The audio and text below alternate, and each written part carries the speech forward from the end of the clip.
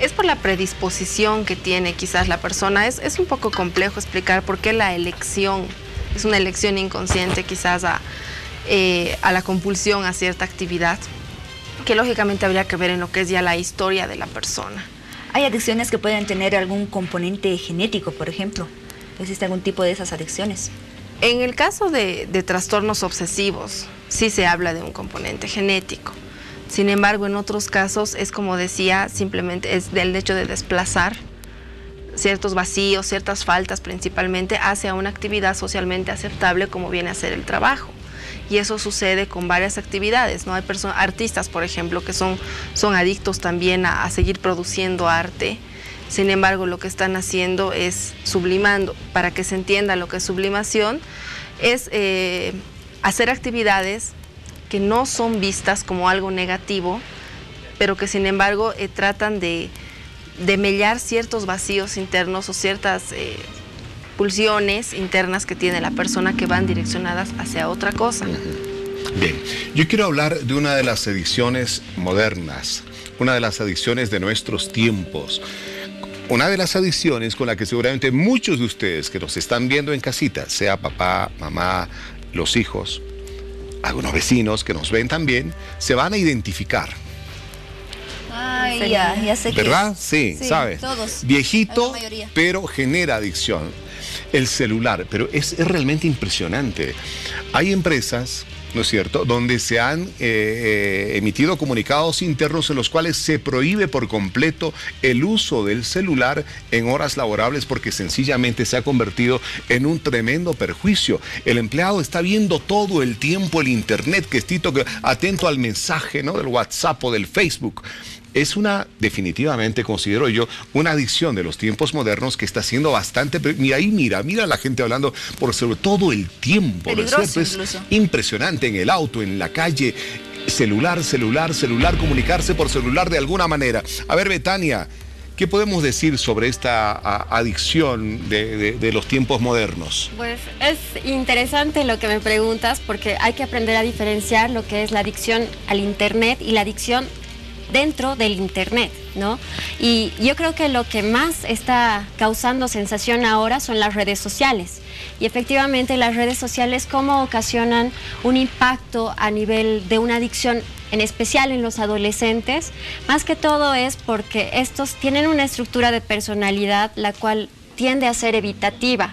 Eso quiere decir que no tienden a mantener relaciones sociales directamente. Les es muy difícil la comunicación con sus pares y es por eso que de alguna manera buscan tener una recompensa. ¿Y cómo lo hacen? Utilizando los medios sociales. Y como ya hay el Instagram, el Facebook, el WhatsApp, que son una manera mucho más sencilla de poder comunicarse con alguien, para ellos es mucho más sencillo, pero no se dan cuenta que empiezan a generar más bien una adicción patológica a este instrumento que puede ser el celular o que puede ser la laptop, la computadora, la tablet, y pues genera mucha disrupción porque, como dijo la licenciada, tienden a aislarse mucho más y empiezan a hacer cosas de recompensa, pero solamente para sí mismos, sin contar con personas en su entorno social ni familiar. Sin duda esta adicción genera muchos efectos negativos, es una adicción de tiempos modernos, pero no es una adicción rara, ¿no? En realidad es muy común en todos nosotros.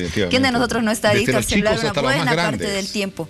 Pero yo le quiero preguntar, doctora, ¿cuáles son las adicciones más raras que usted ha visto y que ha tratado?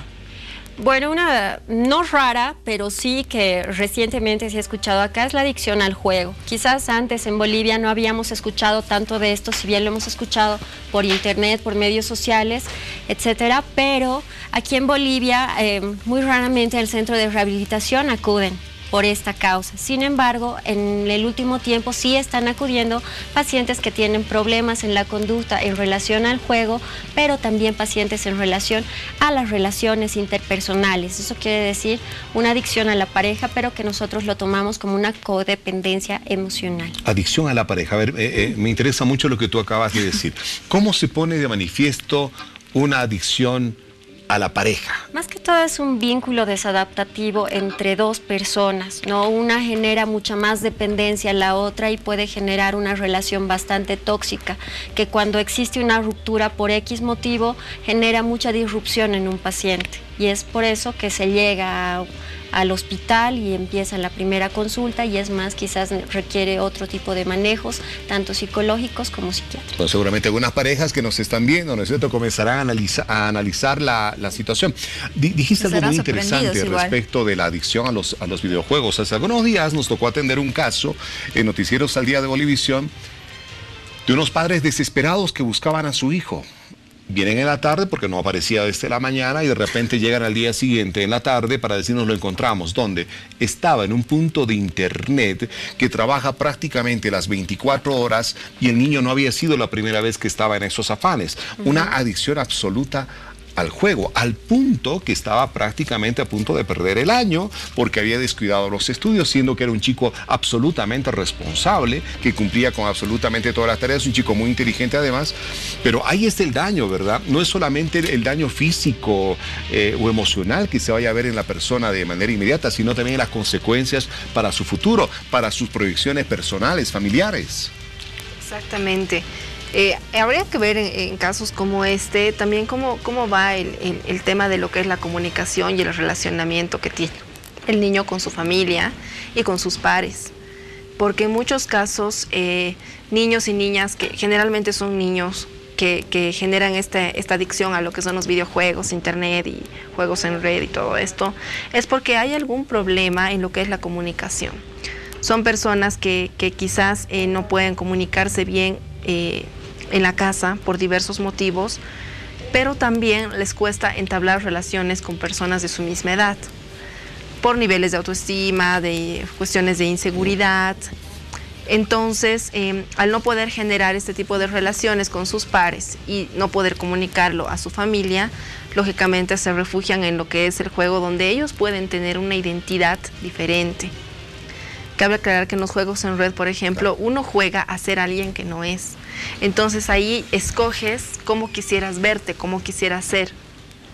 Y la manera de relacionarte es mucho más fácil.